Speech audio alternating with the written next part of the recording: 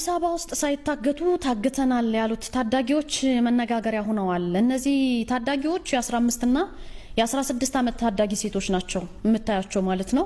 እነዚህ ታዳጊዎች ከሁለት ወንዶች ጋር ነው ፖሊስ የያዛቸው። ተጠርጣሮቹ የወንጀል ድርጊቱን የፈጸሙት ለሚኩራ ክፍለ ከተማ ወረዳ 2 ልዩ ቦታው የካባዶ አካባቢ ላይ ነው። በተለምዶ የካባዶ የሚባለው ሰፈር ነው። የ15 እና የ16 ዓመት ገና ታዳጊ እድሜ ያላቸው ሴት ታዳጊዎች ናቸው። ምስሉ ላይ የምታያቸው ሰዎች ናቸው። ሚያዝያ 12 ቀን ለትምህርት ብለው እንደወጡ ሳይመለሱ ይቀራሉ። እንግዲህ ጉዳዩ እንዴት ተጀመረ የሚለውን ስናየው ሚያዝያ 12 ቀን ነው ትምህርት ቤት እንደሄዱ ሳይመለሱ የቀሩት። በልጆቹ መጥፋት ቤተሰቦቻቸው በጣም ተጨንቀው በነበሩበት ጊዜ ታዳጊዎቹ ስልክ ደውለው ምንድነው ያሉት ቤተሰቦቻቸውን 300 ሺህ ብር ላኩልን፣ ካልሆነ ግን ገንዘቡ ካልተሳካላቸው ያዟቸው ግለሰቦች ጉዳት ሊያደርሱባቸው መሆኑን ይገልጻሉ በስልክ።